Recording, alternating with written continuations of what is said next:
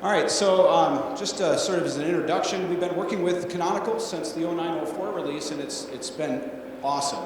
We've learned a lot. Obviously, Ubuntu and Canonical have been thought leaders in cloud computing, and that's been very helpful. So we've taken a lot of the lessons that we've learned from working with Canonical and Ubuntu and some of our enterprise customers, and we're moving some of this onto the open source, and I'll be discussing that today. We've re-architectured the software, and we've added new features that have been requested by the community. So to start out with the new architecture, one of the things that's important to note is that we are open sourcing almost all of the former proprietary features of Eucalyptus, and we are also creating just a single set of source that we are going to be building everything from. So in the past, we've actually had two separate source bases. We've had one for enterprise, we've had one for open source. You've sort of seen random activity sometimes where we will have a lot of activity on the open side for a while, and then all of a sudden it goes dark, and then we're working on the enterprise side, and then a whole bunch of changes come over. That is all going to end with our next open source release that's coming this August, and we will now be having just regular, daily commits and interactions so that you can follow along everything that's going on. We've also taken our proprietary extensions and made them just simple plugins. The proprietary pieces will just be VMware support, Hyper-V support, and SAN support. Everything else that we had that was proprietary will be open, and I'll get into more of that. The other thing that was really annoying was the fact that you had to actually go into the GUI to be able to do a lot of things, and we now have everything scriptable. So the new feature set that's going to be coming out includes high availability, and I'll go into exactly what that means because I think that's probably one of the most confusing aspects. User group management. Group management was formerly something that was enterprise only. That's now been opened. So you can create groups of users and assign properties to them.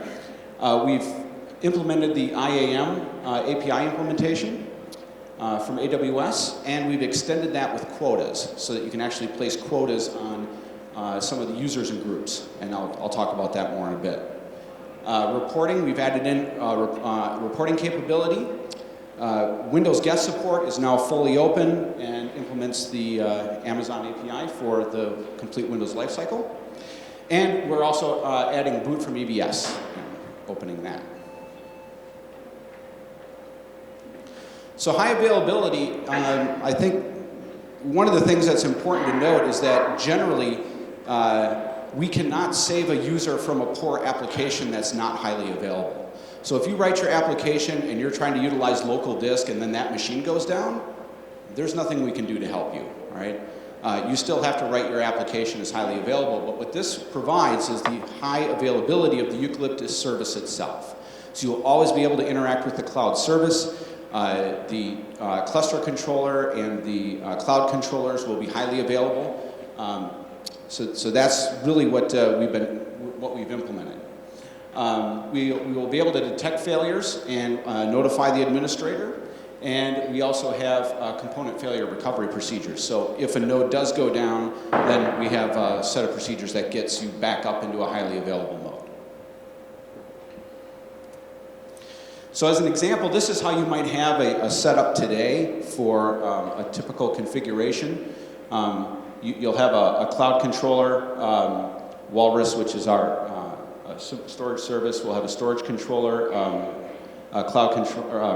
cluster controller, and node controller. And to add HA, it's actually really simple. All you do is you just replicate what you had on the one side with slave nodes. And that makes setting HA up actually relatively simple. It's not a hugely complicated process to get things going. The other thing,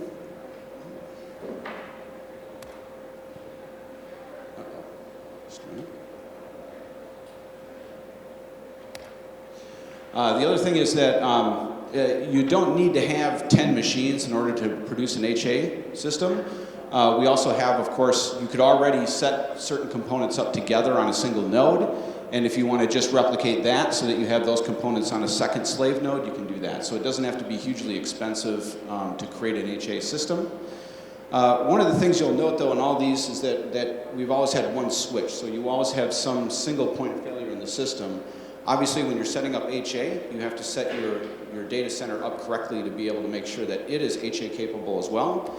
And what Eucalyptus does is it also accommodates having an additional switch in the network so that you can make sure that you don't have a switch as the single point of failure in an HA system. So moving on to user group management, with access control as implemented with the Amazon IAM interface, it has the notion of an account holder. That's usually the guy that swipes the credit card. And he has control over which operations users and groups can run.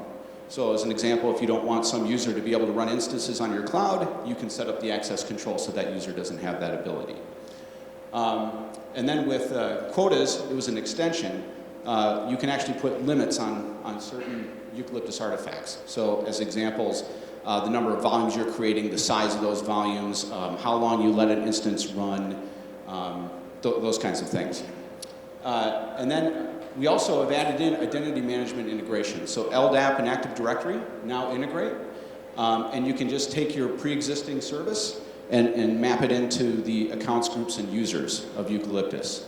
And we do this only as a one-way thing. So we don't try to push things back out into LDAP AD, but we read from it, and we continuously update it. And however you want to configure it to update, but we can do it continuously. Usage reporting, so we have some canned reports. We also allow the raw data to be accessed with some customization. And the identity and access management allows you now to manage groups of users, which we didn't have before. And with Windows and EBS, we now have the Windows image template creation tool. I think this is one of the hardest things that we had, was building Windows images is non-trivial. You have to make sure you're all patched and everything else, and it's a little bit persnickety. So we now have that creation tool available, and it'll be also much more familiar to Windows admins and users. We have the Windows API implementation, as I mentioned before, and we have the Active Directory integration support. We also have, the boot from EBS support, not only for everything, including Windows.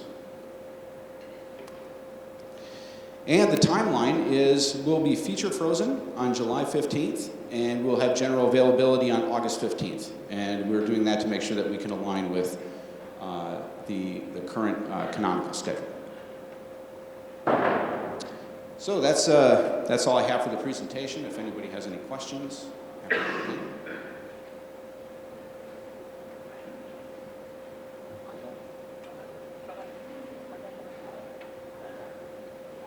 Hello. So thanks very much for the presentation. The high availability functionality, I'm a bit interested to dive a little bit deeper in it. Is it implemented at the service level? So which means that the CLC services and etc. are available, like service 1, server 1, server 2, server 3, and fails over automatically? And the second part of the question is, how do you replicate state between CLC, and is it asynchronous? Yeah, so we actually, the services are highly available. So you have multiple services, and they're both actually getting, so the data over the network is more doubled, because it's going to both services simultaneously to make sure that it can stay up to date. And then when it comes to the databases, the database itself is actually a single database that uses the, let's see if I get this, right now it's using the MySQL HA database to be able to make sure that it has the data available. I'm pretty sure that's right. Is that right? Yeah. Second part is, if I lose a CLC, right, I'm losing a CLC, I'm losing one, and I will say 10 hours later, come back the second CLC day. How long can I expect until the replication of state is actually accurate? But I mean, because you're going to have a time of saving also, I did on the first CLC. So. I'm Italian, that's why. You're gonna have basically, so one is falling. I'm doing cloud operation on CLC 1, CLC 2 has fallen. 5 hours later, CLC 2 is coming back on my network, right?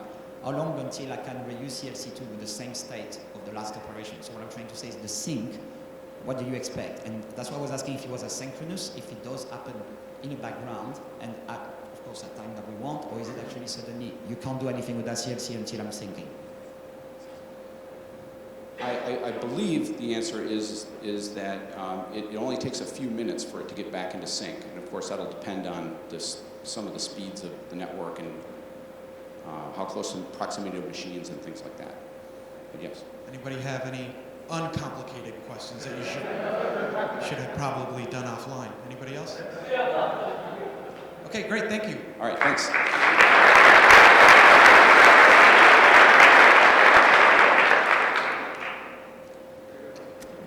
Hey, great. Thanks for coming. So I asked Google for Hungarian recipes, and they said, "Disney charge." Maybe we can think of something even more delicious. Shall I move on? No, actually, you can get a photo first. What I actually wanted to talk to you about today was recipes for combining different bits of source code automatically to make something delicious. And that actually fits nicely because the next talk is about wine, so we can do the cooking and then move on to that. This is a new feature that we've done in Launchpad. It's gone generally available in the last few months. I think it's a really exciting feature, and I really want to encourage you guys to try it out and see how it can help you with your projects. I don't know quite how readable that is, but this is basically the form that you use to create them. And what it's asking you is, you start from a branch in Launchpad, which can be a native Bazaar branch. It can be an import from CVS, a version Git, Mercurial. And basically, just by ticking a few boxes here, you say, please build this branch every night into any of the supported distributions and stick the results into a PPA. So in the simplest case, if you're working on Unity, I think they have their trunk branches and they say just build it, and people who really want to follow along with that can add the PPA and off they go. Now, something I think is really clever and a bit subtle in this is that it doesn't have to just build from one branch.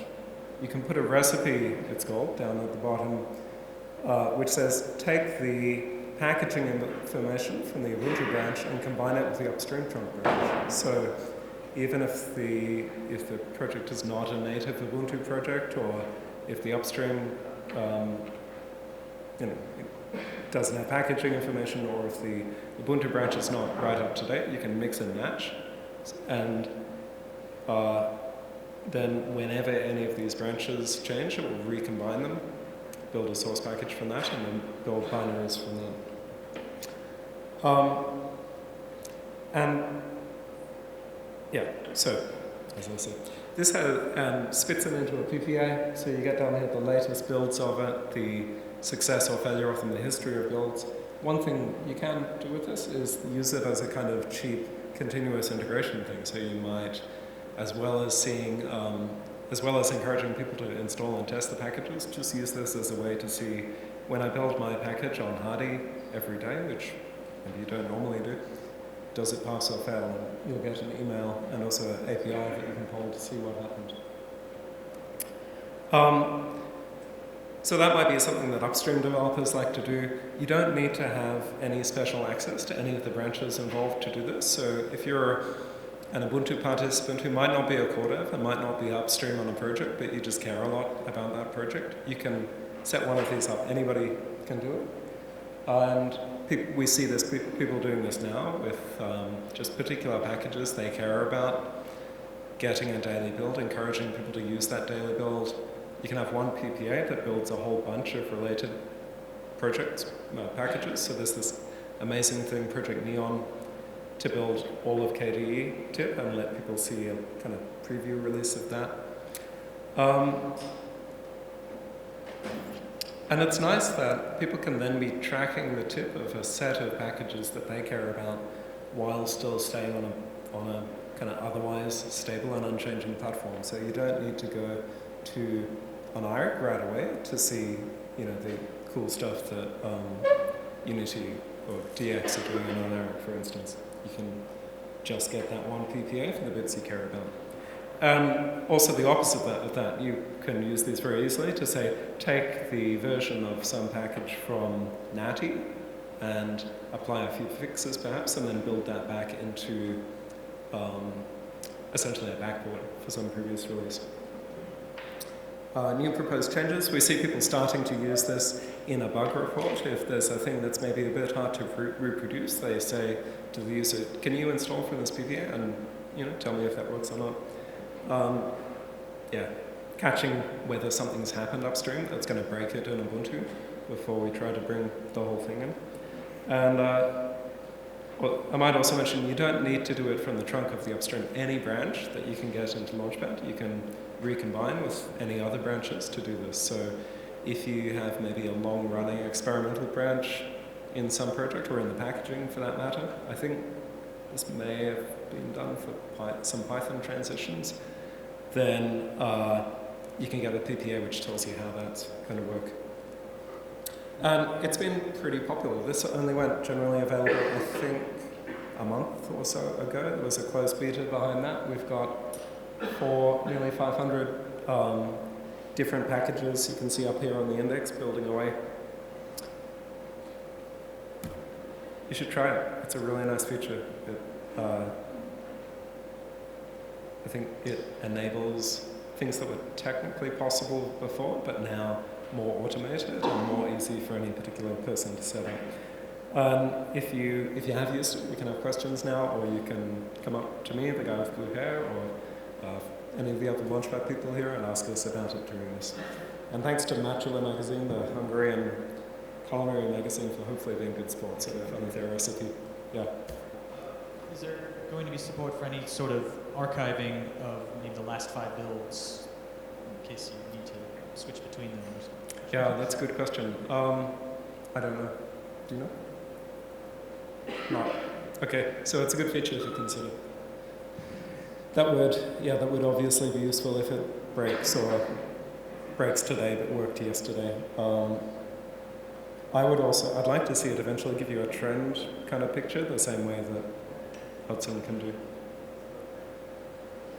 For libraries, is it possible to take the existing Ubuntu packaging for that library, combine it with the upstream version of the library, but make tweaks to the packaging, like dropping the symbols checks, things that would cause spurious errors that you don't really care about?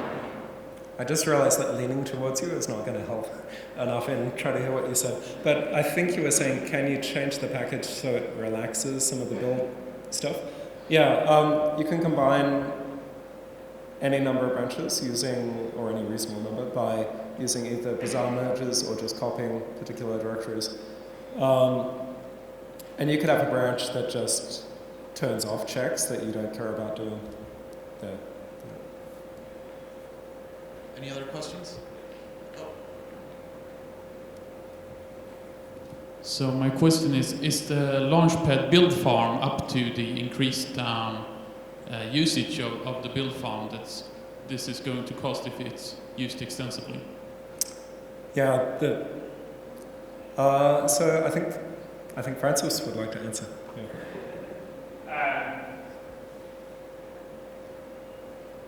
We did add some builders based on the increased usage for that. So short term, the answer is yes. Well, yeah. Okay, so John says not around release time. I mean, Every time the release and particular rebuild points in the Ubuntu cycle do use a lot of stuff. Somebody was telling me before the ARM builders are very busy, of course. This is meant to help Ubuntu. So if people are building stuff that's being useful, hopefully Canonical will be able to ramp up the hardware proportional to how much work is being done. Cool. Thanks very much.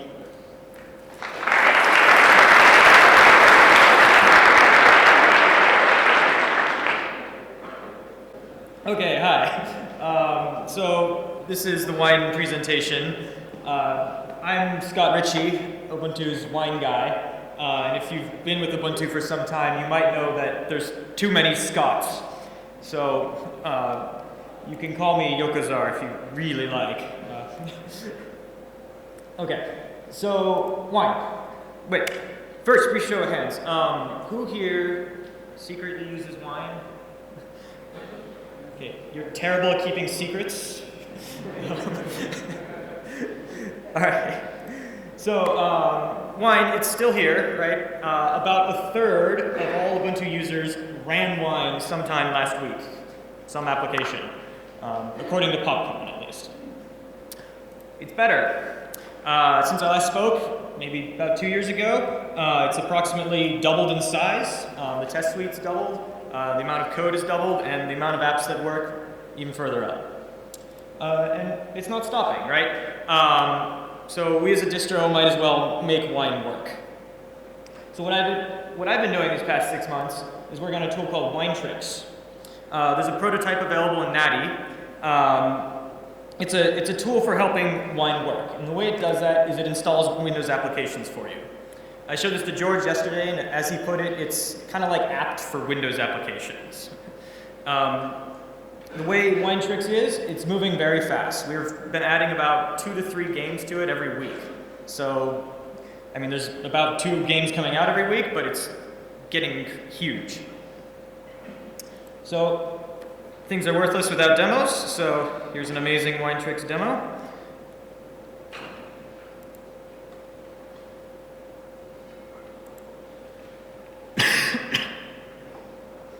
Sorry, I caught a cold before UDS. It's kind of appropriate. The wine guy brings the virus to UDS.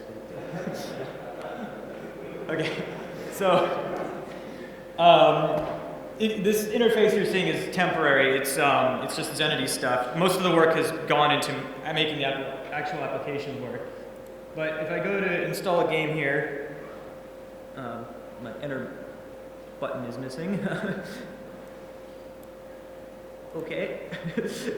All right. You get this huge list of games. Everything on here varying from, AAA games like Crisis 2 to, Plants vs. Zombies or other stuff. I'm going to install World of Goo here just because I have it downloaded and cached. So Wine will start loading up as it normally does at the beginning. Each application is contained in its own little folder, and I'll talk more about that in a moment. So some of us have seen this before. This is just your standard Windows installer thing. Do I dare click show details?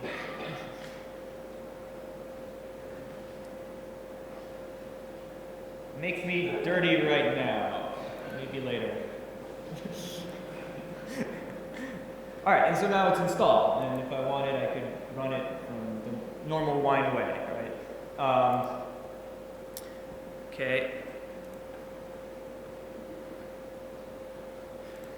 So this is about integration, right?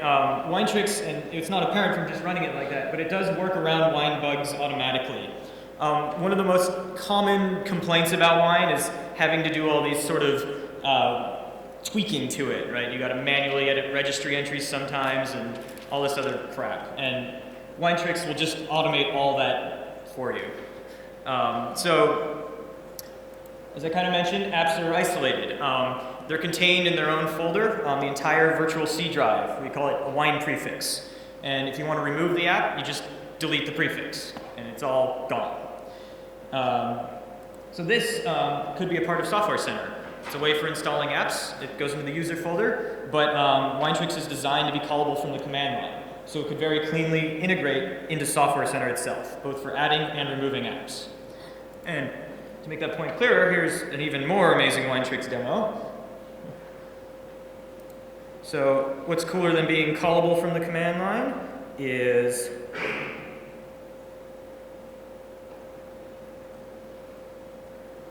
being able to do something like this. So I give the command and wave my hands at it.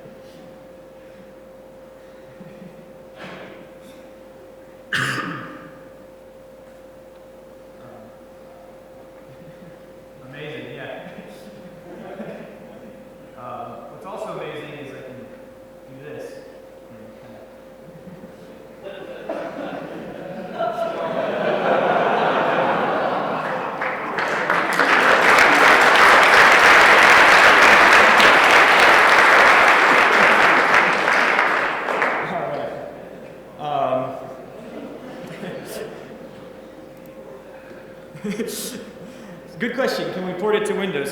Some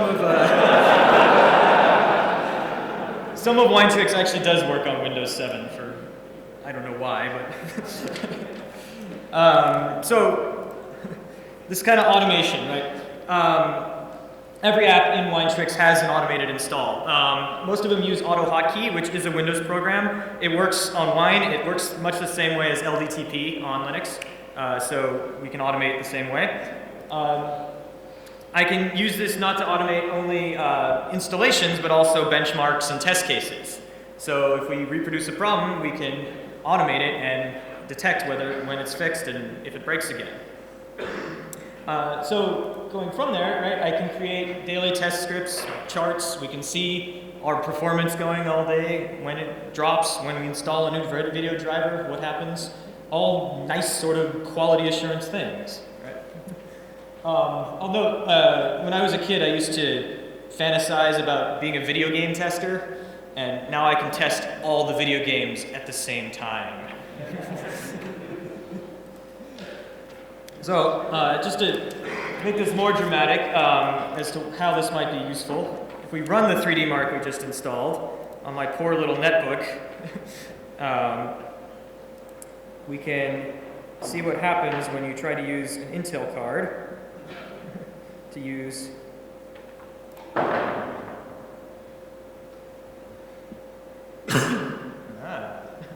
so emphasis on the year here. This is actually a cool little benchmark.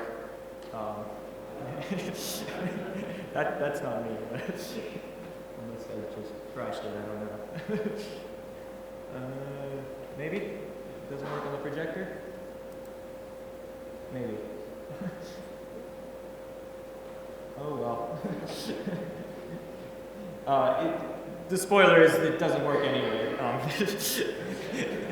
But it is much more cool. It like has white textures, and you see this robot that looks like a bunch of squares instead of mean robot.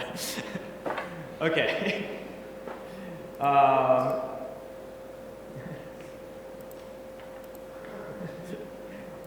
All right, so why Wine applications, right? So as I mentioned, right, Wine pokes the system in many uncomfortable places, right? OpenGL is a very uncomfortable spot. Historically, right, Wine has been the best tool for quickly crashing X and showing video bugs, video driver bugs, sound driver bugs, messing up compiz, even screwing with the kernel sometimes. So Wine itself has tons of dependencies. It's got this giant test suite, and it's a very fat application. So we get a lot of coverage just from running Wine's unit test suite in and of itself. But sort of more importantly, ATI and some other driver vendors have policies of not really fixing bugs unless you can point to an application that causes them. And with Wine running applications and this huge test suite, we can do that. So look, your driver causes white blocks in the benchmark program. Here, run it with this Winetrick script, and the bug is that much easier to fix. Using Wine applications gives us clear information about where the problems are, right? By doing this sort of test every day, we could find when something breaks and how much it's broken and what upload was probably responsible, whether it's a new driver version or a new library or something like that. So I'm actually done with speech. Any questions?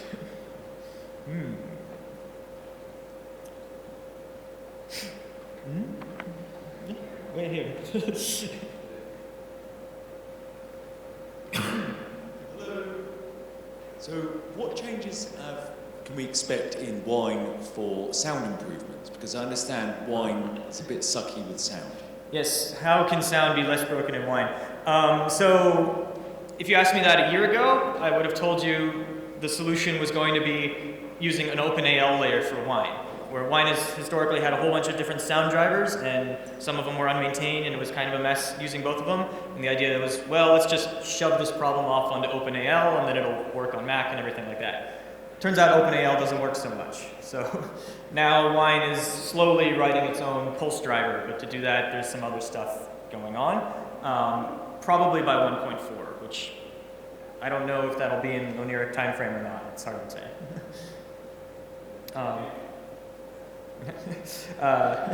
One thing. By running Windows benchmarks, like Windows games, we can compare ourselves directly to Windows, and sometimes we actually come out ahead. Hi. Is there anything being done on regarding installing games, Wine applications in Software Center? So anything being done? Well, it's basically my responsibility, sort of, if I get time to work on it. So I've got Winetricks working. It's mostly in a state where we could start writing the Software Center integration layer, but Software Center itself has no outstanding code. But yeah, you can imagine the rough design of how it would work, where you would be able to remove apps from Software Center because they would identify them in the Winetricks prefix, and you could even query Winetricks for what's possible to install. George? How will the Steam work? Steam itself works perfectly. Not every Steam app works well, but a lot of them surprisingly do. Some of them that came out even in 2011 work.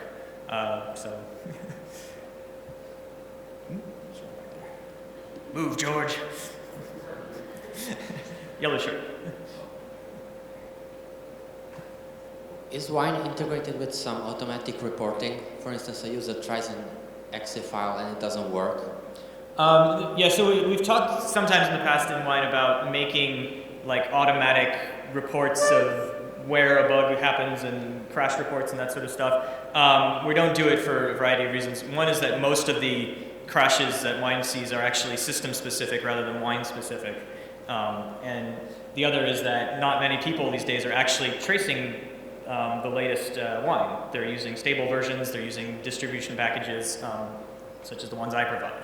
So we don't yet have that facility. We have enough bug reports and stuff to work on as it is. What's required to add a new app to Winetricks? Sorry, say that again? What's required to, how do we add a new app to Winetricks? Oh, so Winetricks is, an application for Winetricks is called a verb, and you can go to winetricks.org and there's a wiki there that says how to do that. It's mostly just, it's a shell script, so look at it and you can kind of follow the example. Auto hotkey scripts are pretty straightforward and they're included in the shell script. And you can create the verb as a separate file and that's it, you're done. Did you hear about Play on Linux? Because it's a project which is 4 years now and it's doing exactly the same. And there are a lot of scripts for a lot of games. What's the difference between Play on Linux? That's a good question. So I'm not ignorant of Play on Linux. We absolutely talked to each other and beforehand and tried to use the same backend. And I believe some Play on Linux scripts will use some of the Winetricks verbs, but there's a few differences in philosophy. The first is that Play on Linux will install customized patched versions of Wine for you, and this just uses the system Wine. Play on Linux also has, Winetricks has the ability to have, when it works around a Wine bug, we can declare that bug fixed and stop working around it. This feature isn't in Play on Linux yet. Most of the applications that are in Play on Linux, they're easy to port to Winetricks if not use the same directly. So yeah, there's this, I mean, they are kind of competing projects, but it's not harsh. Awesome. You can raise your hand.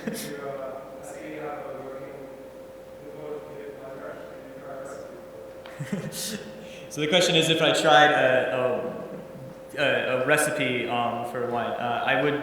It's been on my list for a while.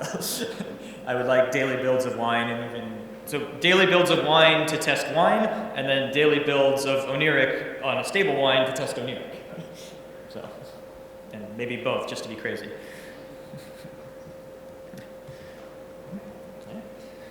Thank you, guys.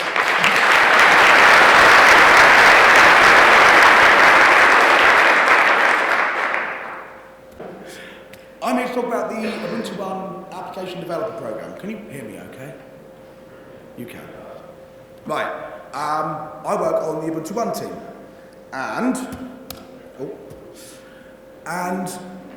the cry I always get from my dad is, why do I have to do things in two places? My dad's got two computers.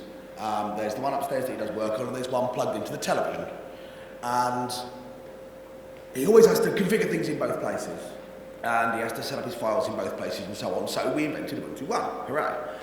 But beyond what my dad says, there's also what people like us want. And we see a lot of questions on places like Ask Ubuntu and on blog posts and by email and to our support line and stuff. Things like, I'm writing an iPhone notes client. Can I make it talk to Ubuntu One like Tom Droid does? Or wouldn't calendar sync be brilliant? When are you guys going to implement it? Or people who want to play with the technology, they want to write command line scripts which work with Ubuntu One. So something which takes a file and publishes it, and then gets the URL and then does something with that URL. So one of the things which came in was a question to Ask Ubuntu saying, can I use email to email a file which then shows up in my Ubuntu One folder? And we get a lot of this kind of thing, and it basically falls into two separate categories. You've got, I want my app to do this thing, and Ubuntu One can help with it. If your application does synchronization, if you want to build apps which live on both Ubuntu and Windows, or Ubuntu and the web, or Ubuntu and your Android phone, or your Android phone and your iOS phone and the web, whatever, Ubuntu One can absolutely help you by taking out the heavy lifting. Now, we've talked about this a bit in the past, but it hasn't been particularly easy to do up to now. The second thing is, I want Ubuntu One to do this thing, which we don't do. And we have certain things that we do, we have certain other things that we're working on, but there's always going to be a bunch of stuff that people would like Ubuntu One to do that we just don't have the time, or we don't have the resources to work on at the moment. So what we want to do is make it possible for you guys to do it, because then I can come to UDS without being hassled about calendar sync every 30 seconds, and that would be nice. So it's really about connecting the dots. We've had a number of conversations this week, me with plenty of other people, people coming up to the Ubuntu One team, and they said, wouldn't it be great if Ubuntu One could do this thing? And we're now at the stage, pretty much, where you can identify all the things that, all the infrastructure bits that need to happen to make that possible. And we can say, right, they're all there now. All it needs is someone to connect the dots. Just do the things that you want to do by saying, okay, I'll use that bit of Ubuntu One and that bit of Ubuntu One and that bit of Ubuntu One, and plug them together in ways we didn't think of. And that's exactly what we want to enable. We provide a bunch of APIs, a bunch of infrastructure. You guys provide the cleverness that we don't have.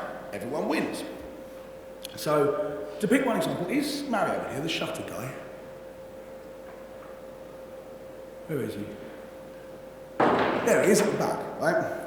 Shutter publishes files to Ubuntu One. So if Shutter is a screenshot tool, excellent screenshot tool. You hit print screen, it takes a screenshot. It's a replacement for the GNOME screenshot tool, which doesn't do very much. Now, Shutter, once it's taken that, can publish that file on Ubuntu One with one button press.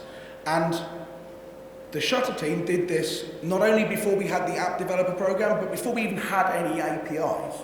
Through a combination of talking to us and reverse engineering all of our code, they built this. And we thought, well, that's obviously something people want to do. So we want to help with it. So Roberto has been working on an ebooks application, which lets you read books on, it's Qt Quick, isn't it? Yeah, so Qt Quick applications, stuff they showed off yesterday, and it knows how to talk to Feedbooks and Amazon and whatever, so you can buy ebooks and then read them, and it'll remember which books you've bought and which books you've read and which page you were on in each book, and all that information is on all of your devices, and it'll be ported to Android. And I want him to be concentrating on building a really great ebook application and not concentrating on how do I transfer the page number I'm on from my Ubuntu laptop to my Android phone. So just plug into Ubuntu One, we take care of it. My to-do list application, which lives on both the web and on Ubuntu. So, and because it lives on the web, it also runs as an offline web application on my phone and on everyone else's smartphone as well. It's not finished yet, but the whole idea behind this is then I've got a web app that I can go to and add tasks and remove them. I've got a mobile phone app that I can use online or offline, and I've got an Ubuntu app. And they all sit together, they all work the same way. And it's not just third-party stuff. The Ubuntu One mobile apps. Who here has used Ubuntu One music streaming? George does love it. And our music streaming applications on both iOS and Android, and our Files application on Android, use these APIs. There's no special magic in here that we can do that you can't. The whole idea is that we build our applications on these APIs to make sure that you can do everything that you want. So there's a bunch of apps that do this already. The Novacat guys are here and they're extensive users of Desktop Couch. Deja Dupe, which is the backup tool, which is now a default, I think. I'm not sure. But that will, in Oneiric, be able to back up your machine directly to Ubuntu One. We've got indicators and the ebook manager that I mentioned, and there's a thing called Stipple, which backs up all your configuration to Ubuntu One, and there's Tomdroid, which runs on Android and reads your Tomboy notes, so syncs them with your machine. And Ubuntu One music streaming is now available in Boxy. Well, it will be when the app's finished. And there's a bunch of apps which already exist which work on these APIs. And the whole idea behind this is exactly and precisely that you can do what you want with Ubuntu One, either for yourselves or for the users of your apps. And we want to make it possible. Hence, the App Developer Program. So we're now devoting actual serious resources to making sure that these APIs exist, that they are documented, that we're not going to just break them arbitrarily. And then you've got something you can build on top of. Now, the website's not finished yet either, but one.ubuntu.com/developer is where all of this stuff will live. There's incomplete documentation for some of the APIs, and that will grow quite a bit over the next, over the next day, over the next week, over the next 6 months, over the next 2 years. And we're also going to have a bunch of other stuff there as well. So there'll be a mailing list you can talk with. We'll point to forums that are relevant. We'll pick apps and feature them. And we'll get the app developers to come in and talk about what they liked and what they didn't like.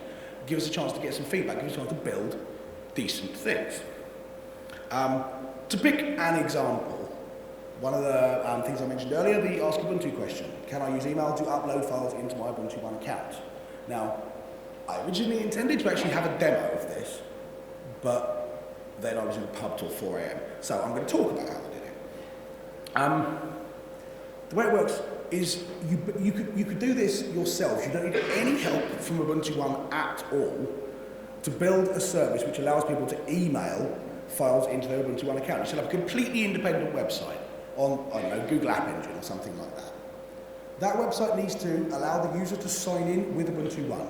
And that's a perfectly standard API. That's login.ubuntu.com, the Ubuntu single sign-on system. And it's just standard OpenID. You then need to grant that application access to add files to the user who's logged in, that user's account. And that's using our Files API, which is documented on the developer side. The application needs to be able to receive email, which Google App Engine can do, and then it needs to take the emailed file and save it into your account. And that works exactly the same way. It just uses the Ubuntu One Files API. And the important point about this is not a web app that you build that only you can use. You build this web app and anyone who uses Ubuntu One can come to that app, log in as themselves, and then get allocated their own personal email address, and that email address will then, when you email files to it, those files will show up in Ubuntu One. I've got about 3/4 of this written, and it's taken me 3 hours. So if I can do it, it can't be that hard, and you're not all cleverer than I am, so I'm sure you'll be fine. The other thing, which I can say now because my boss has gone home, is that I think we should have a competition. So I'm thinking, you want to keep your eye on the developer website for this, on the mailing list. We haven't quite decided yet, but I'm thinking in terms of, I don't know, 250 quid's worth of music vouchers or something like that as a prize. That'd be quite cool. But what I'd be interested to hear from people is what sort of apps they want to build, which apps they have built. Tell us about them. Tell us if you tried to do something and you couldn't do, tell us and we'll fix it. We'll try and fix it. Tell us what you'd like to win. Tell us which apps you'd like to see built, and then we can try and connect up people who want to see a thing and people who actually want to build it. That briefly covers the idea of the app developer program. We'll be launching properly in the next 2 to 3 weeks, but I thought I'd give a sneak preview to UDS. So, if you've got questions, I'm happy to take some now. Oh, really? Oh, cool. So I'll take a question or two now. So what happens to most of these APIs when the user approaches their file size limit? Or the storage limit on Ubuntu One? I've got 2 gigabytes or whatever, and I'm near it, and then I start using these APIs in various apps. Do they all break? Do they work seamlessly? Do they... Sorry. So if I'm using a music sharing app or on Ubuntu One or emailing files to myself and I'm near the file size or file storage limit for my account, how does it fail, or does it not fail for most of the APIs? It will fail. It would be nice to think that you could just avoid the quota by using the APIs, but it doesn't quite work like that. I'm sure lots of people would like that, but our people who like to take the money in occasionally wouldn't. What will happen is the file API, if you try and save files into Ubuntu One and that would take you over quota, the file API will throw an error. That application needs to trap that error and deal with it somehow, and that's obviously application specific. That emailing application will probably send you back an email saying it wasn't inserted. A file browser on Android would probably directly tell you you can't upload that, you haven't got enough space, or it would check beforehand or whatever. So that sort of stuff is exposed. One of the things that I'd very much like to hear from people who use this stuff is not so much we want this API, but we use this API and it didn't give us the errors that we wanted. There's a bunch of stuff around that we really need to refine the APIs sometimes and make them much more easy to use, and a lot of that is handling things like error conditions. Okay, anybody else? David down the front.